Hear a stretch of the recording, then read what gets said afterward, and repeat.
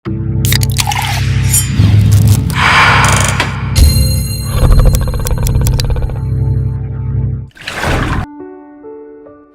ini kita menyadarkan diri kita, terlebih lagi yang berceramah, jangan kau hanya sampai menyampaikan ayat saja. Hai Abdul Samad, apakah kau yang bicara itu hatimu sudah hidup?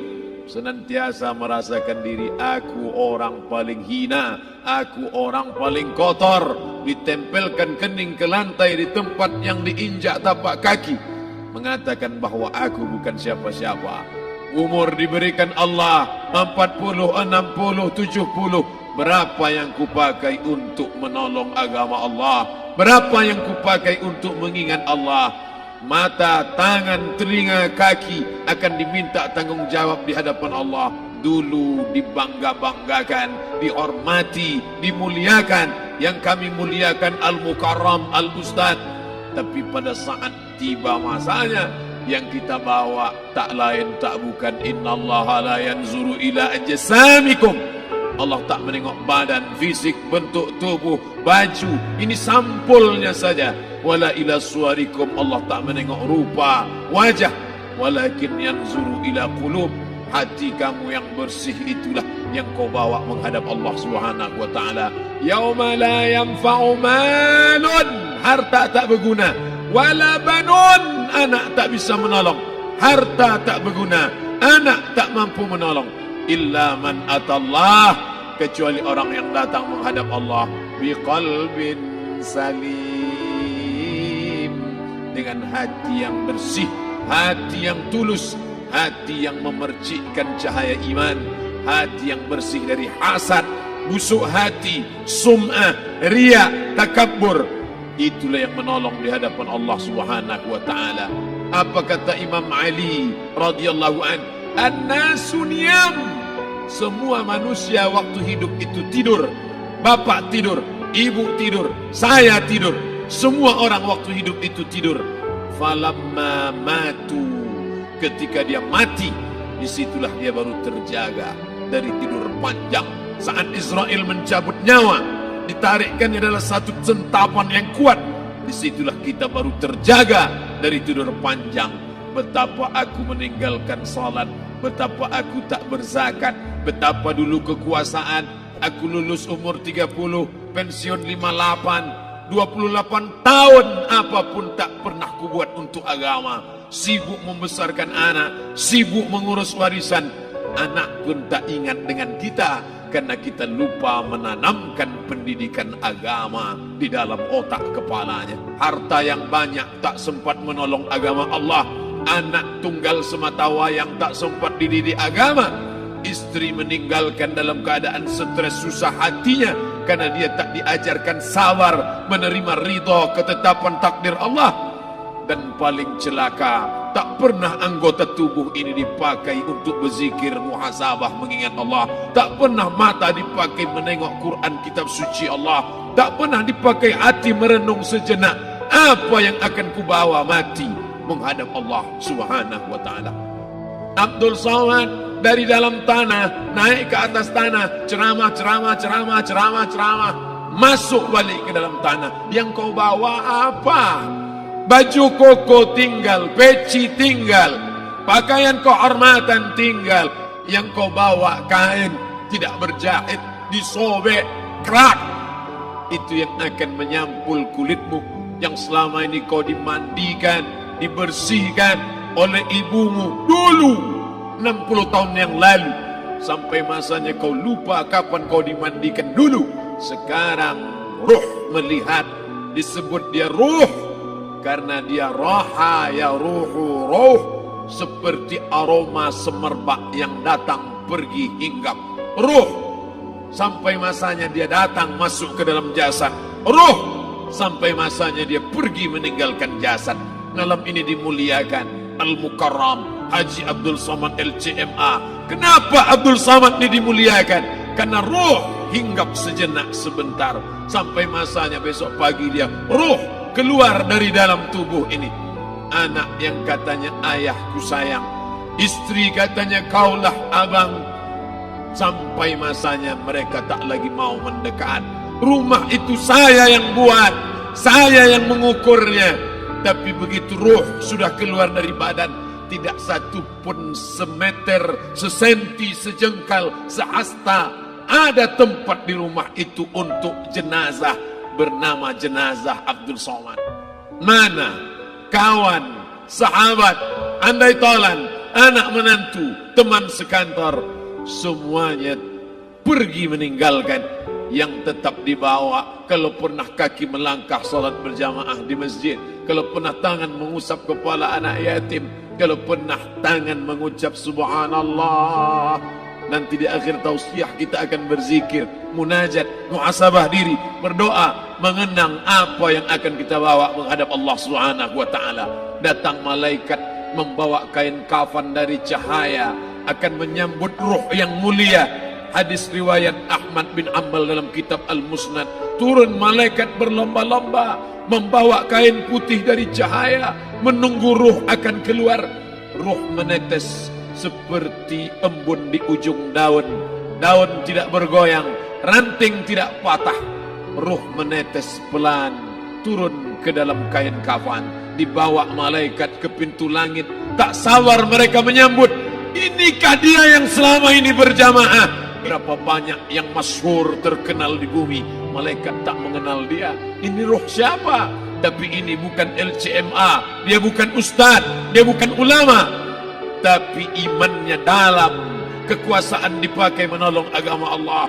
Ruhnya keluar di bawah, semua malaikat mengucapkan salam. Inilah orang yang selama ini kami tunggu-tunggu, catatannya sudah lama. Setiap pagi petang malaikat subuh membawa catatan namanya, malaikat malam membawa catatan namanya. Kami merindukannya. Begitu orang-orang yang masyhur di langit tapi tak dikenal makhluk bumi. Tapi ada sebaliknya, yang rohnya disentapkan, ditarik malaikat dengan begitu tarikan yang sangat kuat. Nabi bertanya saat Isra Mi'raj kepada mereka yang sudah mati ribuan tahun yang lalu, apa yang kalian rasakan? Yang satu mengatakan seperti tebasan pedang di tempat yang sama beratus kali. Yang satu mengatakan seperti kambing yang dikuliti hidup-hidup. Yang satu mengatakan seperti mata kail pancing ditarik dari kulit yang basah. Maka kita berdoa setiap selesai salat, Allahumma hawwin alaina, ringankan kami ya Allah, fi sakaratil maut, di saat sakaratul maut yang amat sangat menyakitkan itu, di saat malam pertama di tempat yang gelap, di tempat yang tak pernah diimpikan oleh orang, tapi kita tetap melewati dan merasakannya. Perlahan-lahan cacing tanah, ular-ulat kalajengking akan menggerogoti kulit yang selama ini dimandikan, selama ini dipakaikan sampo yang mahal, selama ini dioleskan pelembab yang lembut.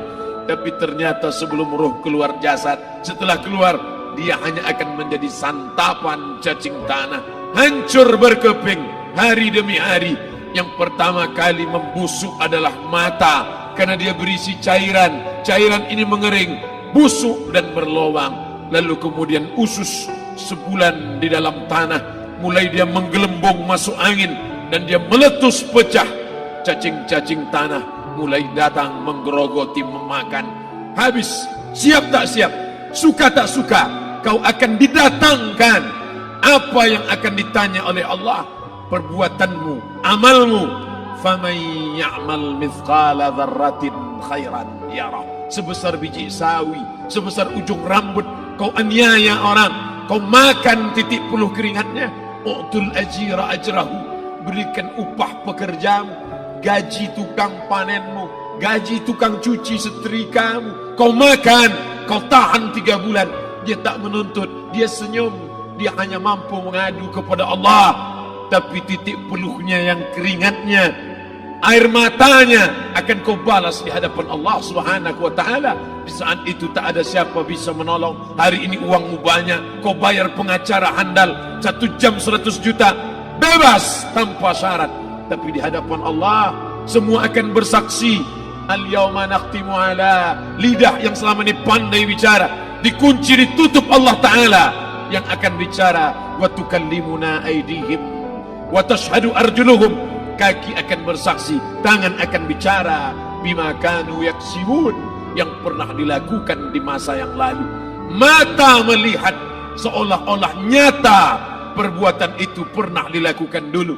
Kita lupa, kita tak ingat, tapi catatan malaikat terlalu terang benderang. Wa in kullun lamma jami'ul ladaina muhdarun. Catatan dibaca sampai-sampai orang itu tak percaya. Ma li hadzal kitab, kenapa buku catatan saya ini la yughadiru saghiratan, yang kecil-kecil, wala kabiratan, yang besar-besar, ahsaha, semua tercatat dalam buku catatan yang nyata. Dalam surat Al-Isra apa kata Allah? Iqra. Hari ini kalau dikatakan Iqra, baca Quran, Iqra, baca Yasin. Malam Jumat Iqra, baca surat Al-Kahfi. Tapi sampai hari itu Yasin tak bermakna, Al-Kahfi tak lagi disuruh baca, karena hidup sudah berakhir. Iqra, baca. Apa yang kau baca? Kafa binafsika al-yawma 'alaika hasiba. Baca buku catatan amal. Sampulnya dosa, isinya dosa. Catatan kakinya dosa, sampul penutupnya dosa, bibliografinya dosa. Sampai ia pun tidak percaya, kenapa aku hidup hanya dosa saja. Saat itu dia mendengar teriakan azab, saat itu dia menyaksikan pekikan teriakan sakitnya siksa. Rabbana, ya Tuhan kami, farji'na, balikkan lagi kami ke dunia. Rabbana, ya Tuhan kami, absarna, mata kami sudah melihat azab, wa sami'na, telinga kami sudah mendengar sakitnya pekikan teriakan jeritan. Farji'na, balikkan lagi kami ke dunia. Na'mal salihan, kami ingin amal saleh, kami ingin bantu masjid, kami ingin sekolahkan anak yatim, kami ingin muliakan fakir miskin, kami ingin bantu panti jompo. Farji'na, balikkan lagi kami dunia. Kami ingin salat tahajud, kami ingin tahiyatul masjid, kami ingin puasa sunat. Saat itu penyesalan tak lagi berguna. Na'mal salihan, kami ingin amal saleh. Andai kau beri kami tenggat waktu ya Allah, laula akhartani, kalau kau beri aku waktu, ila ajalin qarib, aku tak minta hidup 1000 tahun, ila ajalin qarib, sebentar saja kau hidupkan aku ya Allah. Di situ orang baru tahu apa yang pernah dilakukan dulu, yang di masa lalu. Tak ada cara lain kecuali malam ini kita bertaubat, taubat nasuha, mandi, solat sunat taubat. Ma min muslimin yuznibu zamban, ada orang silap, khilaf, buat dosa, salah. Siapa yang tak pernah salah? Sedangkan datuk moyang kita Adam pun salah, tapi dia mengetahui, sadar salahnya. Dia berdoa, Rabbana zalamna anfusana, kami sudah menzalimi diri kami. Wa illam taghfir lana, kalau kau tidak mengampuni kami, wa tarhamna, kalau kau tidak merahmati kami, lanakunanna minal khasirin, kami termasuk orang yang rugi ya Allah. Maka malam ini kita bermunajat kepada Allah, berdoa, mengenang masa lalu, bergelimang dosa, besok tak akan kita ulang. Kita minta ampun kepada Allah Subhanahu wa taala. Astaghfirullahalazim, astaghfirullahalazim, astaghfirullahalazim.